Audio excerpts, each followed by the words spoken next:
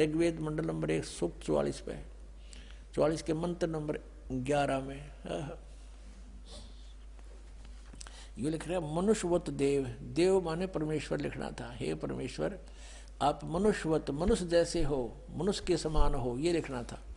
अब ये इसने यहाँ लिखा देव, इसका जो टांग पाट दी, यहाँ से वहाँ ले गया और इसको यहाँ ले आया। कोई बात हुई? जब एक कोई दोहा है, श्लोक है, उसके इसी सेंटेंस का इसी से में अनुवाद होगा। यहाँ का यहाँ नहीं हो सकता, यहाँ बीच यहाँ का नहीं हो सकता, इसको वहाँ इसको यहाँ नहीं हो सकता। ये बिल्कुल अज्ञान किया है। ये मनुष्यवत तो यहाँ लिख दिया, हे सभापति लिख दिया, मेधावी, हाँ, ये भौतिक अग्नि लिख दिया, अग्नि का के भौतिक अग्नि के सदृश यहाँ लिखना था। हे परमेश्वर ये मनुष्यवत, ये यहाँ लिखना था यज्ञ के। तो आप धार्मिक अनुष्ठानों का ज्ञान देने के लिए, साधन बताने के लिए परमात्मा आप परमेश्वर आते हो, और गुरु रूप में आते हो, होता रूप में, ऋत्वजम रूप में, ऋत्वज बन के आते हो, और आप मनुष्यवत हैं, मनुष्य के सदृश हो। आपकी बुद्धि इसका कोई, आप ही सबकी बुद्धि को प्रेरित करते हो। ये देखो, और ये लिख दिया मनुष्यवत, और यह मनुष्यवत यहाँ ले लिया, और इस देव को यहाँ ठोक्या। ये अनुवाद होया। तेरा गजब भैया, और मैं ऋषि कवावे। इसे से बहुत प्रमाण है, लेकिन कहते हैं समझदार को संकेत ही बहुत होता है। इनके लिए परमात्मा ने कहा कि मोती मुक्ता दर्शत नाही, ये जग है सब अंदरे, दिक्कत के तो नैन चश्म, इनके फेरा मोतिया बिंदरे। इनका मोतिया बंद हो रहा था। ये महाज्ञानी थे और इनको जनता समझे थी बड़े विद्वान है।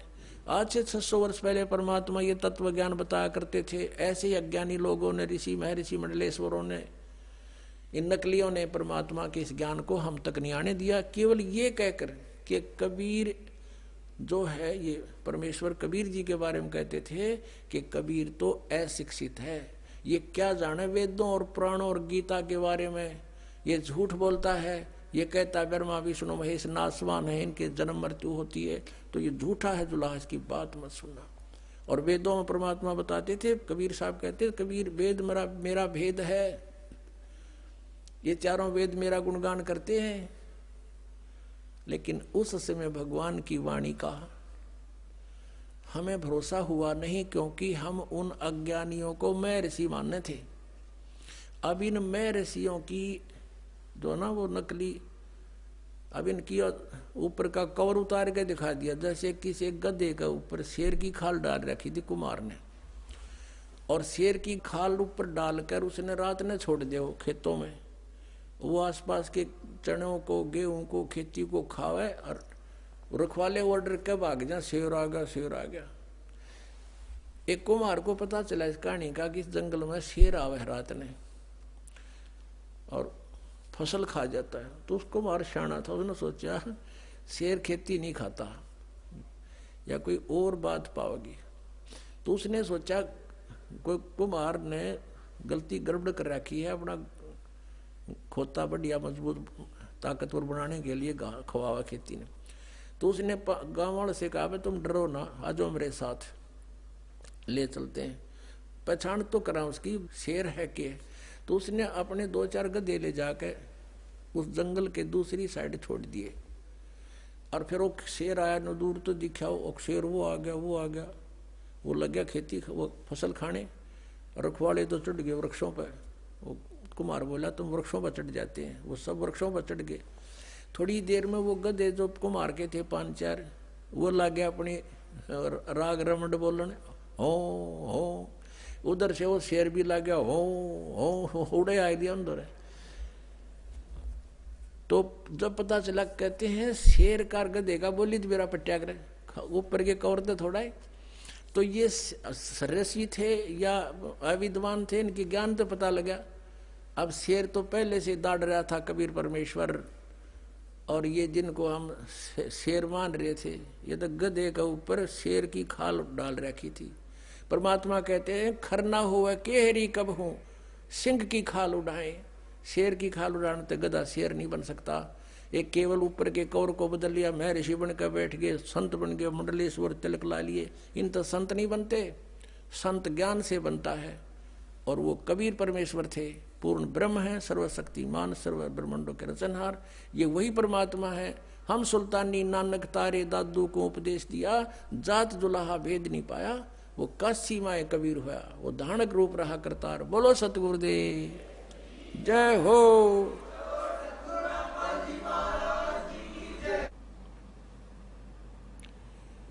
परम पिता परमात्मा पूर्ण ब्रह्म, सर्व सृष्टि रचनहार कबीर परमेश्वर जी की असीम कृपा से आप पुण्यात्माओं को सत्संग सुनने का सुअवसर प्राप्त हुआ और सबसे अच्छी किस्मत आप जी की है कि आपको परमात्मा ने शरण में ले लिया। आप कितनी पुण्यात्मा हो ये स्वयं को ज्ञान नहीं होता। आपके पुण्यों की, आपके शुभ कर्मों की जो जानकारी इस दास को है वो आपको नहीं है, क्योंकि ये दास परमात्मा के विधान से कुछ परिचित हुआ है। परमेश्वर ने अपनी महिमा आप ही बताई है। जब तक हमें परमेश्वर के द्वारा दिया गया ज्ञान नहीं मिला था, कोई भी संत, कोई गुरु कुछ भी उआ बाई बकता था, कुछ भी ज्ञान सुनाता था, हमें अच्छा लगता था। जब से परमेश्वर के इस तत्व ज्ञान रूपी इस टॉर्च का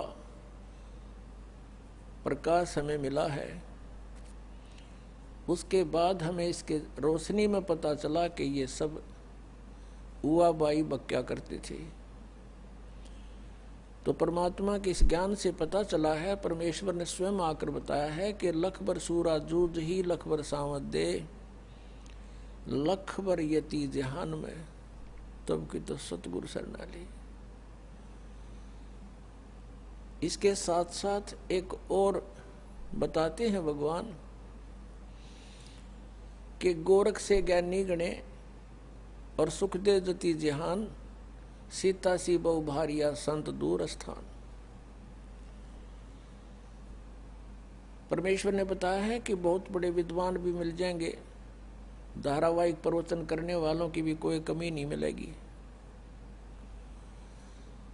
परमात्मा ने अपनी वाणी में बताया कि ज्ञानी कोट अनंत हैं, श्रोता कोट अनंत और वक्ता कोट अनंत हैं, बिरले साधु संत।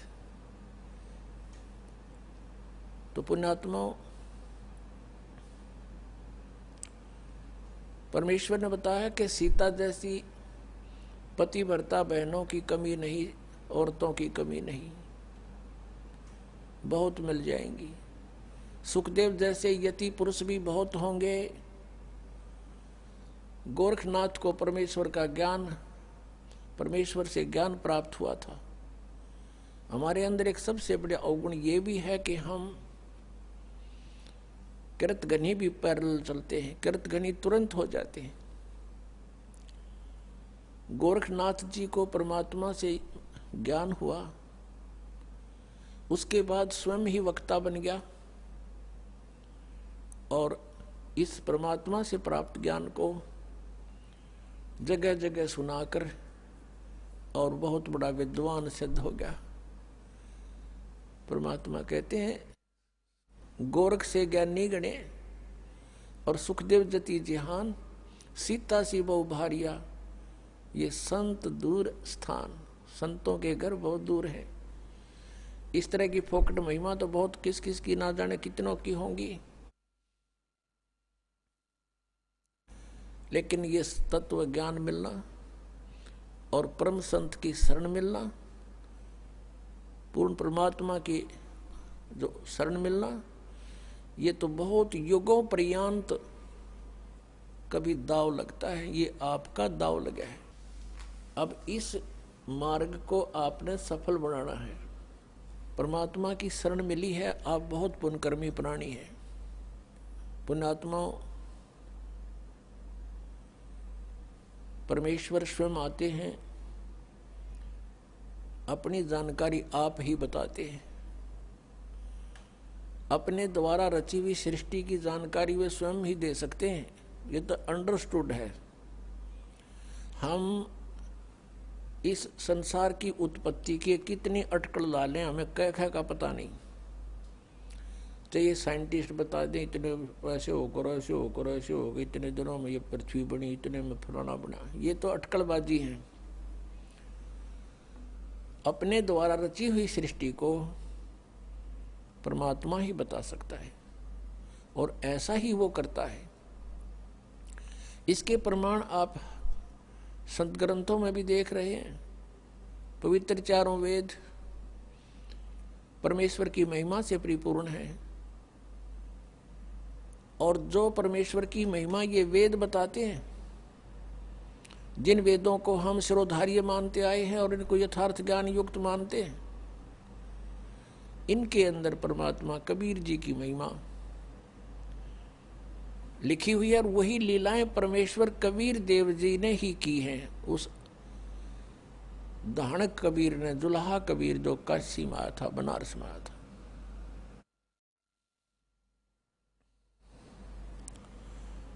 तो वो परमात्मा आके बताते हैं,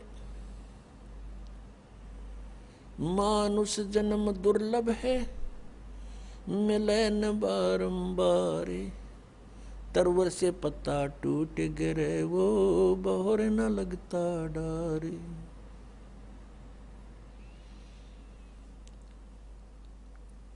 परमात्मा स्वयं बताते हैं कि आप जिस परिवार में रह रहे हो उसको जानो, एक वृक्ष है, पेड़ है, उसमें आप पत्ता लगे हुए हो, और जिस समय वो पत्ता टूट कर गिर जाता है पुनः स्थापित नहीं हो सकता। ऐसे ही एक परिवार का सदस्य जिसकी मृत्यु हो जाएगी वो पुनः वहां नहीं रह सकता, नहीं आ सकता उसी स्थिति में। तो पुण्यात्माओं परमात्मा याद दिलाते हैं, मानुष जन्म पाय कर जो नहीं रटे हरि नाम, जैसे कुआ जल बिना फिर बनवाया क्या काम। राम रटत कोड़ी भलो, चू चू पड़े जो चाम, ये सुंदर शरीर किस काम का, जिस मुख नाही नाम। कबीर जिव्या तो आए भली, जो रटे हरि नाम, नहीं तो काट के फेंक दियो, यो मुख में भलो ना चाम। परमात्मा इस मानव शरीर की कितनी वैल्यू बता रहे हैं, महिमा बता रहे हैं कि यदि इससे परमात्मा की साधना भक्ति करते हो तो ये मानव शरीर जी रहे हो, मानव जीवन जी रहे हो, मानव शरीर का तुम सदुपयोग कर रहे हो। और परमात्मा यहां तक बता रहे हैं कि इस मुख में, इस जीव्या की केवल एक आवश्यकता है, भगवान के गुण गाने की। इसके अतिरिक्त यदि हम भगवान की साधना इससे नहीं करते हैं, गुणगान नहीं करते हैं, तो इसको कहते ये मुख में चाम अच्छा नहीं, इससे अच्छा तो इसे न काट के फेंक दे। अपनात्माओं ये परमात्मा ये नहीं कहते कि इसको काट दो, इसका सदुपयोग करो। यदि हम परमात्मा के गुणगान नहीं करते हैं तो जीव का के प्रयोग करते हैं कि तो झूठ बोलने पेट के लिए, किसी को ऐसा वचन कह देते हैं, जैसे कहते हैं परमात्मा कहते हैं, हित पराई आत्मा और जीव बांध तलवार। एक तगड़ा व्यक्ति या उच्च अधिकारी किसी भी प्रकार से जो कुछ उससे शक्तिशाली है किसी भी तरीके से, और नीचे वाले यानी कमजोर व्यक्ति को ऐसे वचन बोल देता है, उसकी आत्मा रोती रहती है। और कहते हैं उस जिह्वा ने तलवार का काम कर दिया। और एक अपने पेट के लिए यानी अपने रोजगार के लिए जीव ते ना जाने कितनी झूठ बोलते हैं, और वो सारे पाप कमावा। इसलिए परमात्मा कहते हैं राम रटत कोढ़ी भलो, राम रटत कोढ़ी भलो, चू चू पड़े जो चामे, ये सुंदर शरीर किस काम का, जा मुख नाही नाम। राम रटत दारिद्र भलो, टूटी घर की छान, वो सुंदर महल किस काम के, जहां भक्ति नहीं भगवान। राम रटत कन्या भली, साकट भलो न पूत, जैसे छेरी के गल में गलथना, जिसमें दूध ना मूत। परमपिता परमात्मा हमें ये समझाने की चेष्टा करते हैं कि काल भगवान ने सारी उल्टी रीति हमारे चिपका रखी है। हम इस काल के जाल में इतने फंस गए हैं। फिर हमारा एक समाज बन गया है, उस समाज के अनुकूल हमें सभी सुविधाएं नहीं मिलती हैं, तो हमें फिर बहुत परेशानियां होती हैं। जैसे हमारे समाज में पुत्र की प्राप्ति अति आवश्यक मान रखी है कि यदि पुत्र नहीं होता है तो जीवन व्यर्थ है, चाहे कन्या कितनी हो जाओ। तो ये काल भगवान का एक जबरदस्त जाल है जो हमारे ऊपर फैला रखा है उसने। जिसके पुत्र नहीं है तो वो वैसे ही समाज में अपने आप को एक कमजोर मानता है, हेय मानता है। और जिसका संतान बिल्कुल नहीं, वो तो अपना जीवन कति व्यर्थ मान रहा है बिना ज्ञान के। हम दुखी बिना ज्ञान के हैं यहाँ पर। जब हमें ज्ञान हो जाएगा फिर ये बातें हमें दुखी नहीं करेंगी। फिर उसके अतिरिक्त जैसे चलो ये भी सब्र किया, भाई कन्या कन्या होगी, पुत्र नहीं हुआ, आगे फिर उन बहनों को, उन कन्याओं को कितना कष्ट है। जैसे उनके बच्चों का विवाह होता है, भाई है नहीं तो बात ही नहीं आया, तो उस दिन बहन खूब रोवे, चाहे दूसरा चाचे तहुआ का कितना ही कुछ कर लो। फिर एक हमने और बना रखा है रक्षाबंधन। उस रक्षाबंधन के दिन फिर रोवे वह बहन जिसका भाई को ना। बता वो रक्षा कर देगा अपनी बहन की, वो भाई जो रक्षाबंधन जिसका बांधन जावे है कि मेरी रक्षा करिए भाई तू। एक बहन बता रही थी कि रक्षाबंधन के दिन, नाम लेने से पहले की बात है, नाम लेने के बाद हम नहीं करते ये, क्योंकि हमें पता लग जाता है। अब उसको ज्ञान हुआ उस बात का कि मैं अपने भाई के घर गई हुई थी, अपने मायके, रक्षाबंधन वाले दिन इंतजार कर रही थी, भाई आओगा रक्षा बांधूंगी। अब रक्षाबंधन उसका बांधूंगी, पहुंची, भाई नहीं आया, उसका शव आया। उस दिन एक्सीडेंट हो गया, दुर्घटना होगी,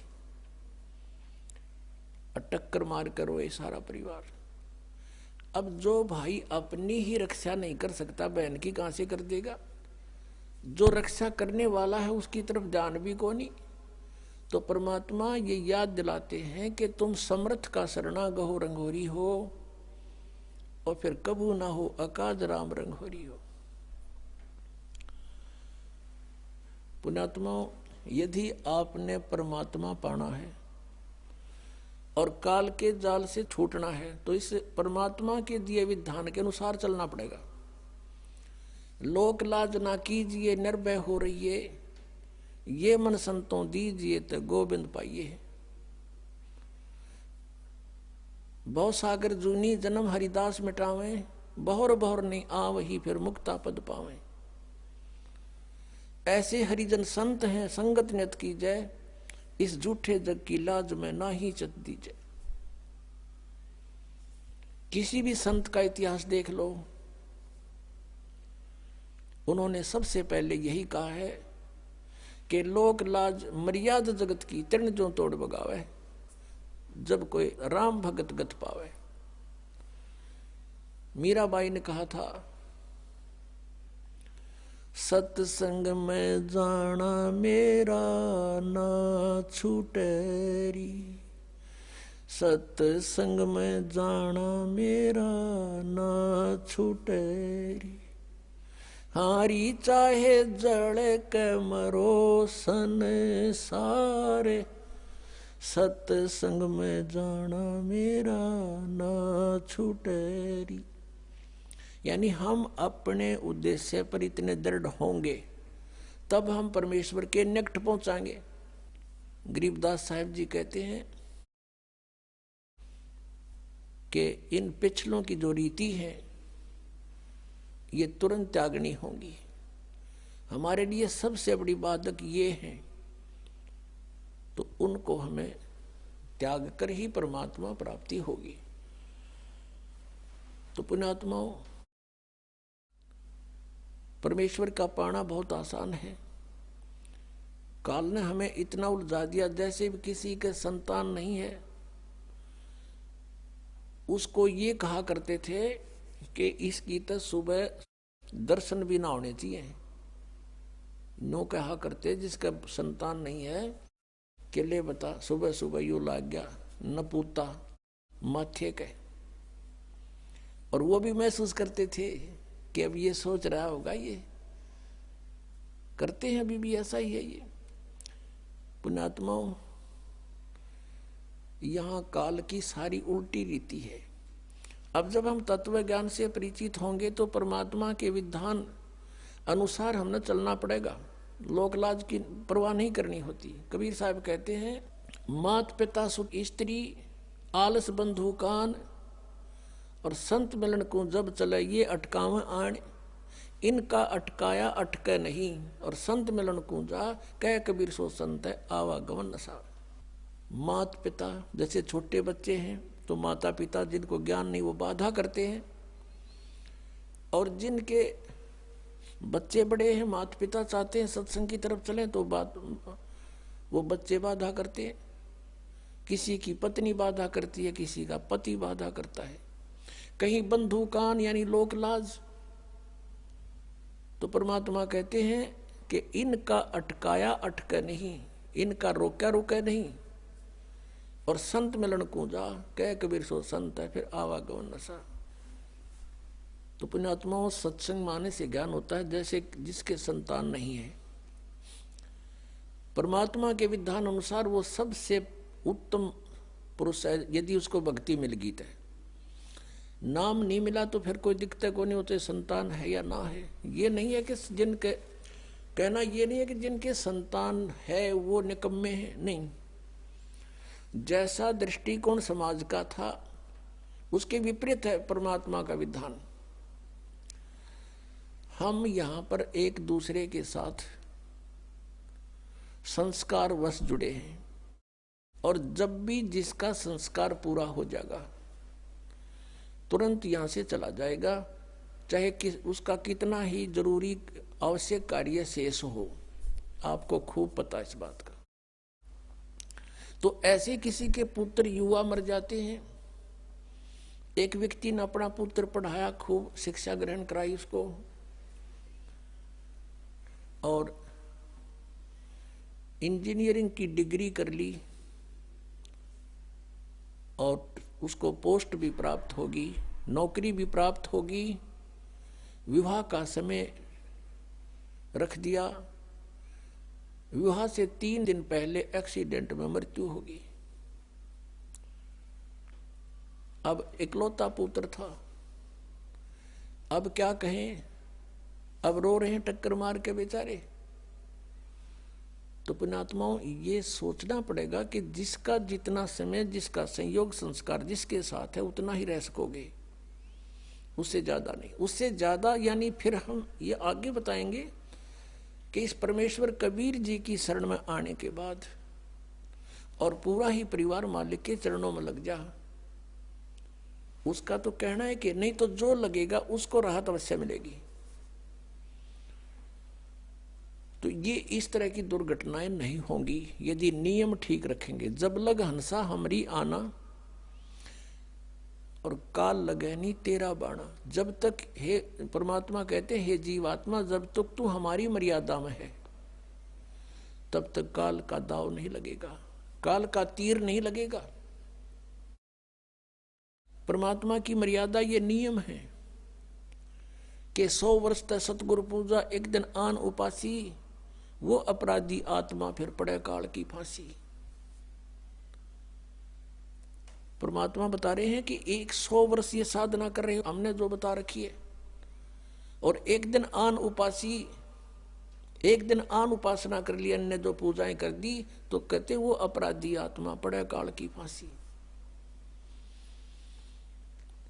तो ये मर्यादाएं खंड नहीं होनी चाहिए। हमारे नाम को बहुत दृढ़ता से हमने नियमों का पालन करते हुए आगे बढ़ाना है। फिर देखना खेल मालिक के, तो जो निसंतान हैं उनका आगे कोई लेन देन नहीं है, उनका आपस में संस्कार किसी से शेष नहीं है। संत मत के अनुसार वो बहुत उत्तम आत्माएं हैं यदि उनको ये मार्ग मिल जावे तो। अन्यथा तो फिर परमात्मा कहते हैं वो तो जो सत साधना नहीं कर रहे वो तो से संतान है या ना है, दोनों एक जैसे। हाँ, जिनके संतान है वो भी बुरे नहीं, क्योंकि मनुष्य जीवन परमात्मा की भक्ति मिल गई, पूरा परिवार भक्ति करे, बच्चों को भी लावे शरण में। फिर उनके जो संस्कार हैं वो बहुत आसानी से हल्के होकर निमट जाएंगे, और ये अननेसेसरी चोट नहीं लागने दे भगवान। आयु बढ़ा देगा ये परमात्मा, ये समर्थ शक्ति है।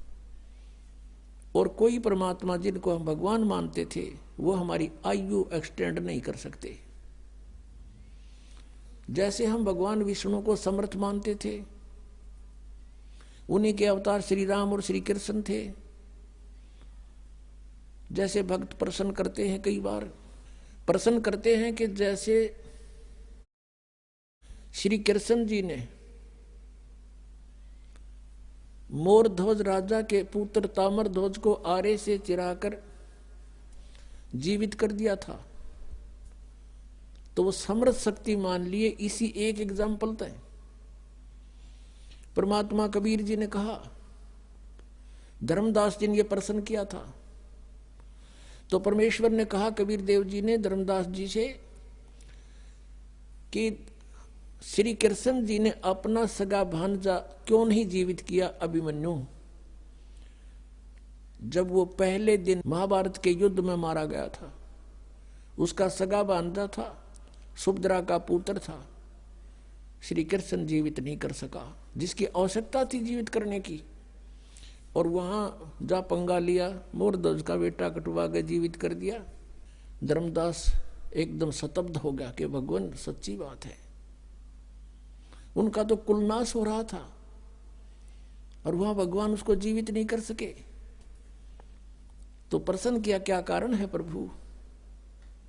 तब परमेश्वर ने बताया कि ताम्र ध्वज की आयु शेष थी और इतनी सिद्धि इनमें है कि उसको आपे कटवाया, आपे जीवित कर दिया। लेकिन अभिमन्यु की आयु शेष नहीं थी, श्री कृष्ण कुछ नहीं कर सके और ना कर सकते। तब धर्मदास ने कहा कि भगवान सचमुच वहां तो अति आवश्यकता थी उसके जीवित करने की। सूरवीर योद्धा था और साथ में जरूर थी, युद्ध हो रहा था, पांडवों का कुलनाश हो रहा था। तो इस प्रकार परमात्मा हमें याद दिलाते हैं कि तुम कौन राम का जपते जापम, ताते कटे ना ये तीनों तापम। अब प्रसंग चल रहा है कि जैसे हम इस परमेश्वर की शरण में आएंगे तो ये हमारी आयु भी बढ़ाएगा। ये समर्थ शक्ति है, परमेश्वर है, ये पूर्ण परमात्मा है। अब वेद गवाही देते हैं कि भगवान उम्र बढ़ा देता है, लेकिन वो है कौन परमात्मा? वो पूर्ण ब्रह्म है, कबीर देव है। आपको थोड़ा सा यहां दिखाते हैं कि समर्थ शक्ति, देखो बगैर सुनी सुनाई बातें तो हमने बहुत सुन रखी है, दंत कथाएं सुन रखी है। जब तक आप आंखों नहीं देख लोगे प्रमाणों को, आपको विश्वास नहीं हो सकता। क्योंकि हमने वेदों की आड़ में जो भी वक्ता होते थे, पुराणों का, वेदों का और गीता जी का रेफरेंस देकर सत्संग किया करते थे। और हम ये सोचा करते थे कि संस्कृत के विद्वान हैं, संस्कृत साथ बोल रहे हैं, इन्होंने सदग्रंथों को सही जाना होगा। और ये कहा करते थे कि जो प्रारब्ध है वो तो भोगना ही पड़ेगा, जिसकी आयु जहां समाप्त होगी वो तो होगी ही होगी, इसका कोई विकल्प नहीं। और परमात्मा की महिमा गुणों में लिखा है कि परमात्मा हमारी आयु बढ़ा सकता है, हमारे जीवन में आने वाले संकटों का नाश कर सकता है। वो कर कैसे सकता है? जो उसकी साधना सत्य हो, शास्त्र अनुकूल हो, तब उनको सब राहत मिलती है। परमात्मा हमारी आयु भी बढ़ा सकते हैं, आपको वेदों में दिखाते हैं। क्योंकि शिक्षा का हमें एक लाभ है तो यही है कि हम सदग्रंथों को स्वयं समझ सकते हैं। और जब तक हम नहीं समझेंगे, कोई भी हमें बंडा दे, कुछ भी कह दे, हम उससे की मान लेंगे।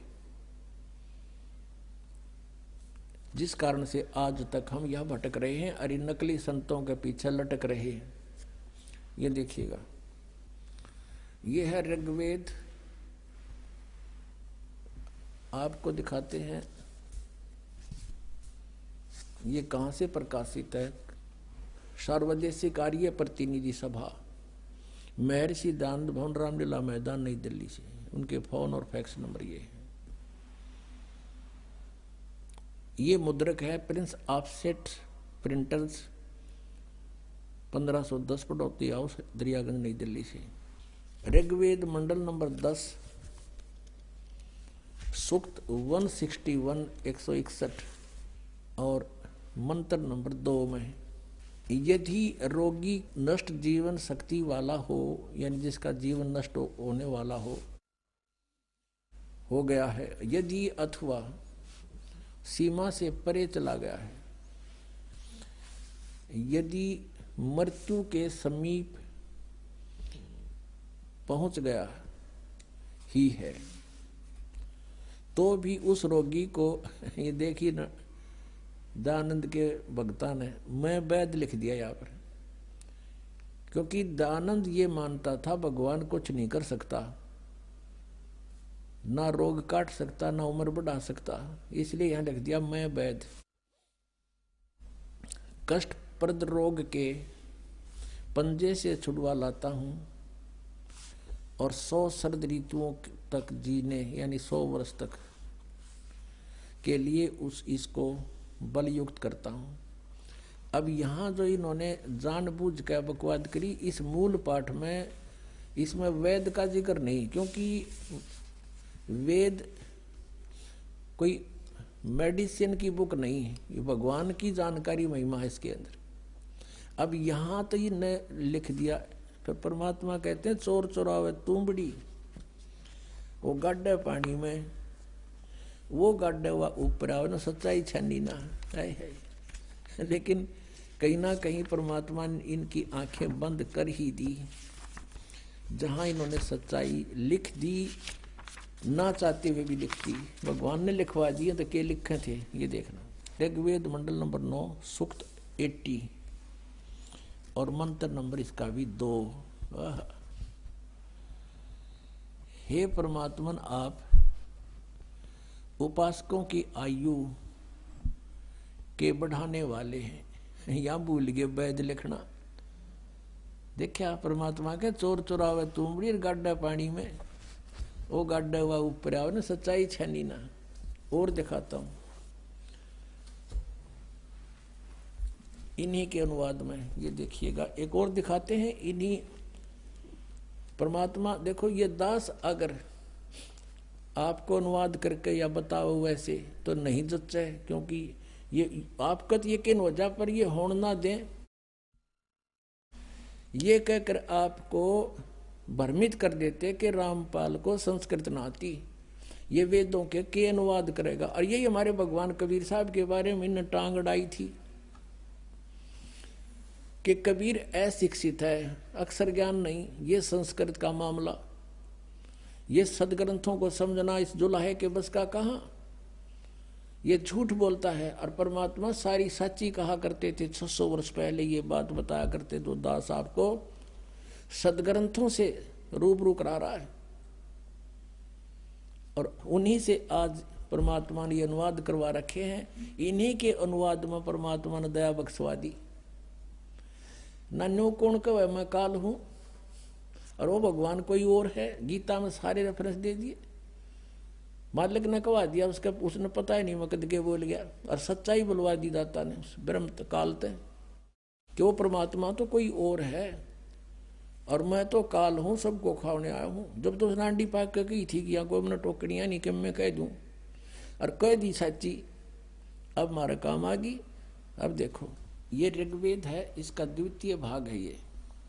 ये लंबी बड़ी जल्द में है। ये प्रकाशक हैं पंडिता राकेश रानी, और ये कहाँ से छपा है? प्रधान कार्यालय वेद मंदिर महात्मा वेद भिक्षु सेवा आश्रम लेखराम नगर इब्राहिमपुर मुखबेलपुर दिल्ली, दूरवास इतना, दान संस्थान।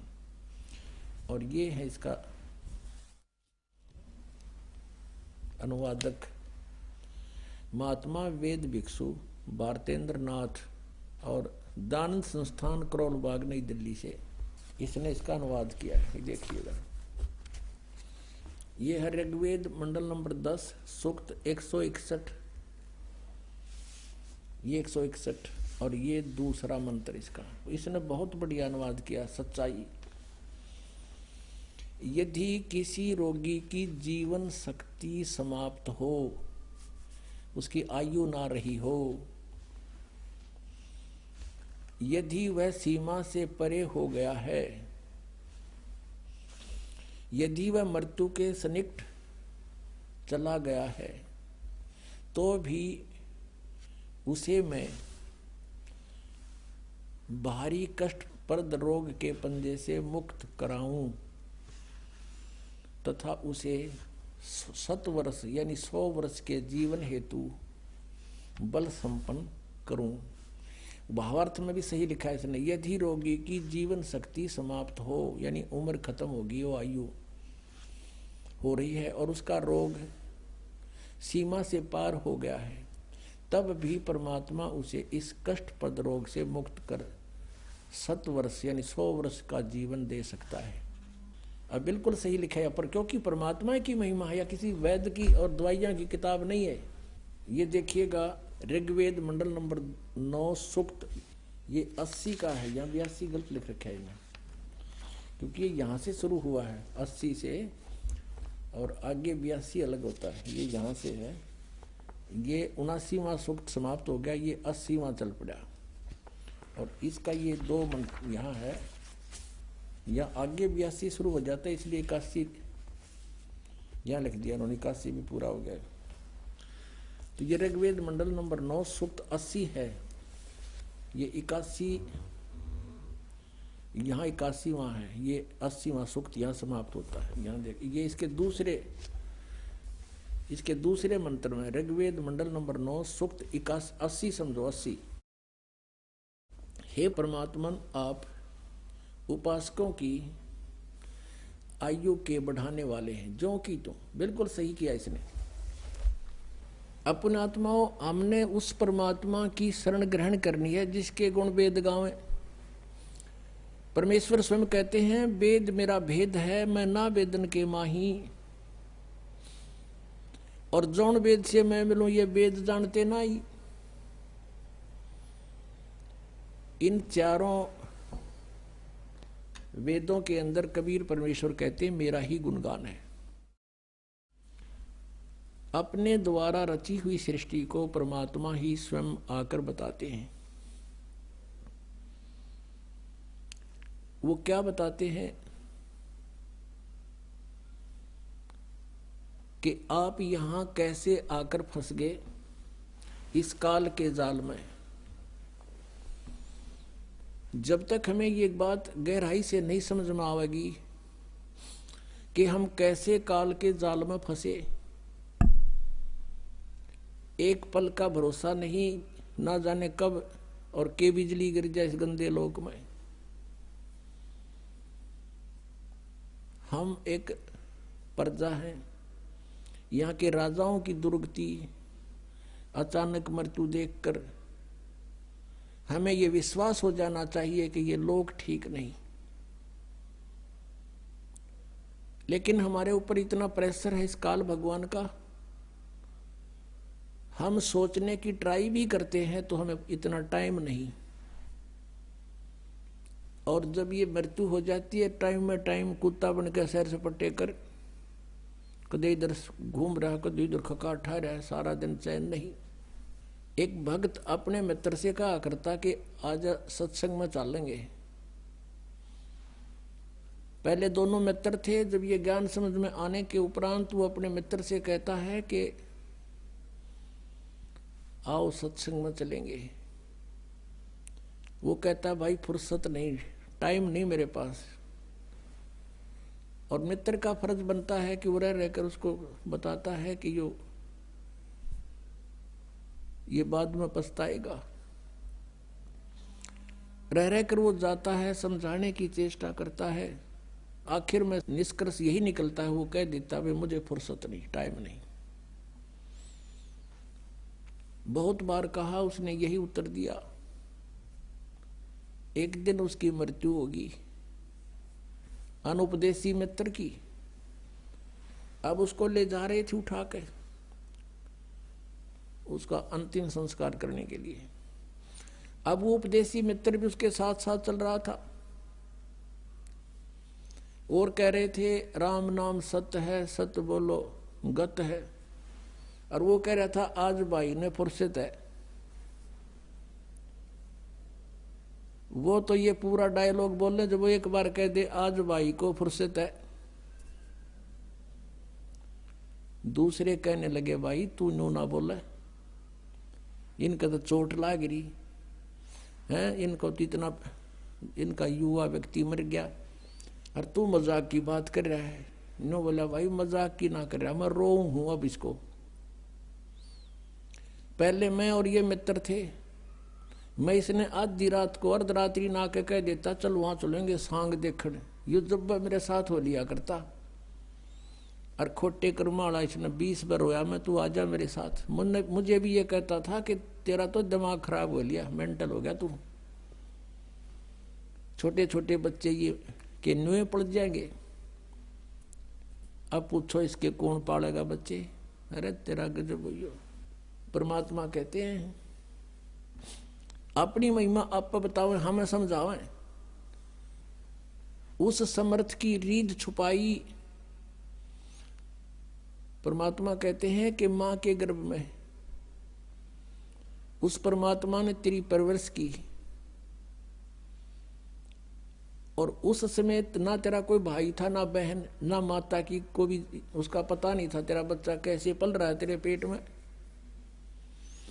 अब वही बच्चा बाहर आते ही डेली आधा आधा किलो दूध पीने लग जाता है। और वहां कौन पहुंचा रहा था उसके लिए? चाहे कुछ भी सिस्टम किया, परमात्मा का जुगाड़ था सारा। और बाहर भी वही उसका संरक्षक है। अपने बच्चों को परमात्मा से जोड़ देना चाहिए, हमारा परम कर्तव्य है। जब ये बात समझ में आ जाती है, और जो बच्चे युवा हैं, माता पिता वृद्ध हो लिए, वो कुछ पुराने रंग में रंगे हुए हैं, तो कोशिश करें उनको समझाने की। जोर जबरदस्ती नहीं करे, रह रह कर ज्ञान सुनावे, प्यार से समझावे। और अपने परिवार को, रिश्तेदार को जहां तक भी आप जा सकते हो, समझा सकते हो, आपका परम कर्तव्य है।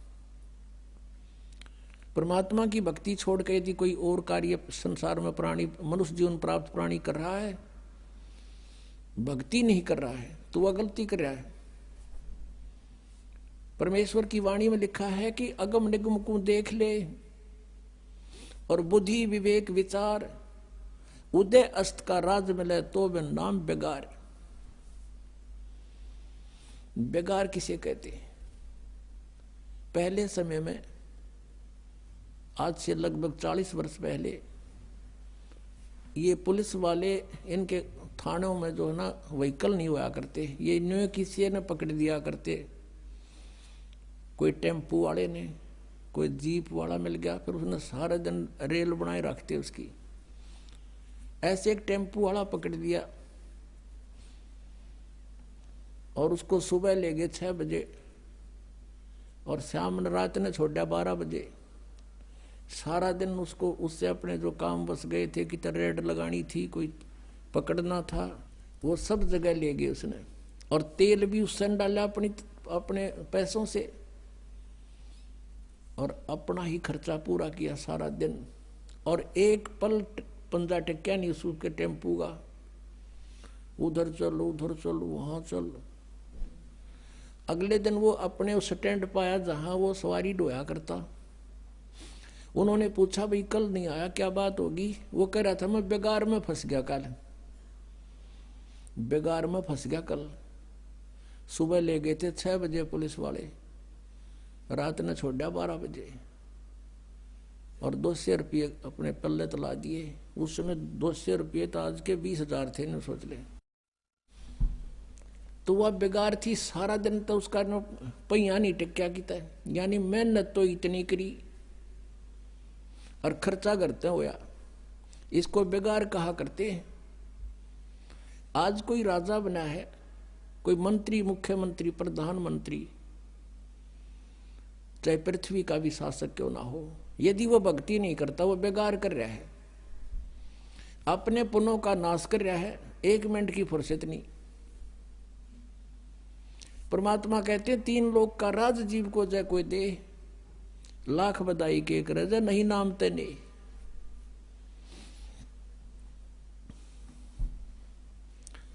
कबीर ये जग निर्धना, कबीर सब जग निर्धना, धनवंता ना कोए, धनवंता सो जानियो जिस पे राम नाम धन होए। परमात्मा कहते हैं ये सारा संसार निर्धन है, ये धनवान नहीं है। और जिस आधार से तुम इसको धनवान मानते हो, ये उसका है नहीं। परमात्मा कहते काया तेरी है नहीं, या कोठी कितने हो, या माया कहां से हो, चरण कमल में ध्यान राख, इन दोनों ने खो। या काया भी नासवान, या कोठी भी तेरी नहीं, या कार तेरी नहीं, फैक्ट्री तेरी नहीं।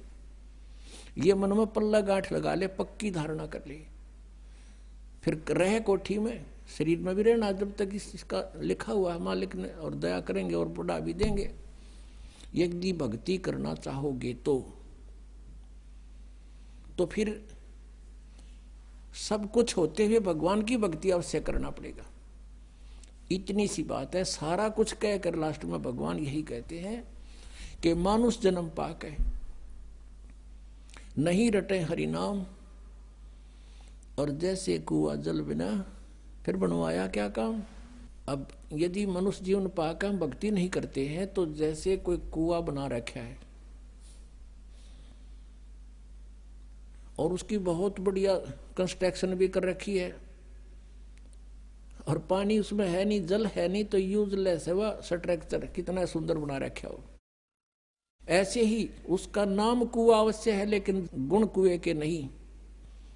इसी प्रकार मनुष्य के जीवन की तुलना करते हैं परमात्मा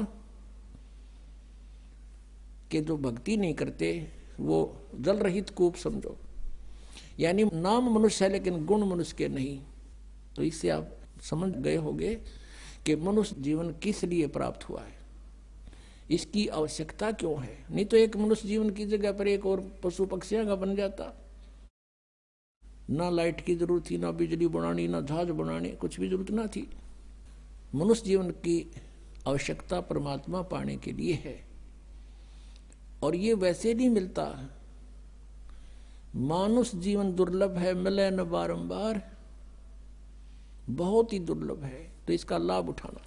अब मनुष्य जीवन पाकर के हम परमात्मा का ज्ञान समझ सकते हैं, परमात्मा को पहचान सकते हैं। तो पुण्यात्माओं, सबसे पहले हमें यह जानना अनिवार्य हो गया कि हम यहां कैसे फंसे, यहां क्या औचित्य अपने जीवन का। आज सारी सुविधाएं आपके पास हैं और राम बुलावा आ गया, फिर क्या करेंगे? इस क्या काम आई हमारा ये सारा जीवन जिसके ऊपर न्यौछावर कर दिया। परमात्मा कहते हैं भक्ति बिना क्या होते है, भरम रहा संसार, रति कंचन पाया नहीं, रावण चलती बार। सर्व सोने की लंका थी वह, रावण से रणधीरम, एक पलक में राज बिराजी, जम के पड़े जंजीरम। सर्व सोने की लंका थी, हम तो कोठी बढ़िया बना लेंगे कि तो उसकी बढ़िया चिप्स चाप्स लगा लेंगे, वो तो सोने की बना रहा था, श्रवण की, गोल्ड की। और चलते समय कहते हैं एक रति सा, एक ग्राम भी साथ नहीं ले जा सका। तो फिर हम क्यों डरे ढोरे यहां पर? इसके पीछे एक बहुत बड़ा षड्यंत्र है यहाँ के भगवान का। भगवान माने स्वामी का, वैसे भगवान नहीं है, यहाँ के मालिक का। अब जो परमात्मा की डेफिनेशन, परमात्मा की संज्ञा, उपमा, वो यहाँ सब पर लागू हो जाती है। वो अपने को फिर सभी स्वामी, भगवान, मालिक को वहां लाग जाए। जैसे कोई अधिकारी है, उसको भी साहब कहते हैं, और जो मंत्री है वो भी साहब कहलाता है, मुख्यमंत्री साहब, प्रधानमंत्री साहब।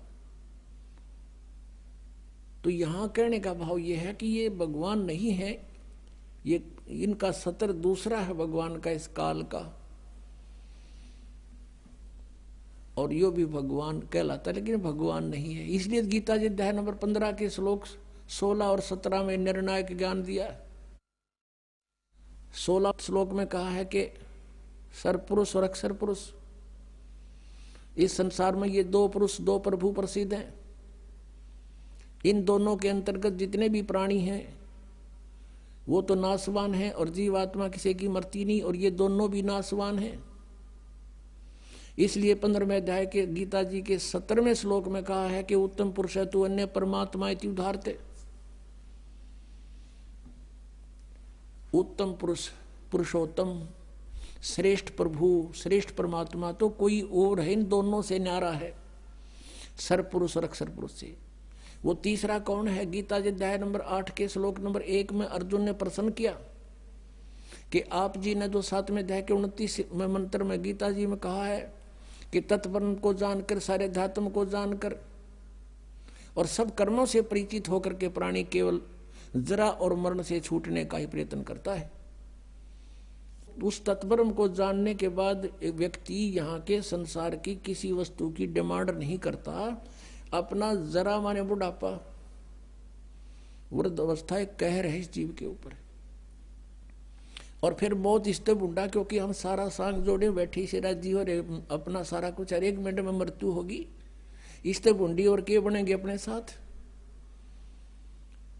तो कहते हैं जिसका यह बात समझ में आ गई तत्परम, वो तत्परम कौन है? अर्जुन पूछा है, क्यों कौन है तत्परम? वो परमात्मा कौन है?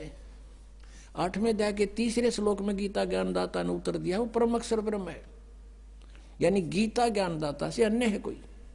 उसी के विषय में गीता जी अध्याय नंबर 15 के श्लोक नंबर 17 में बताया है कि उत्तम पुरुष है तू अन्य है, वो परम अक्षर ब्रह्म है।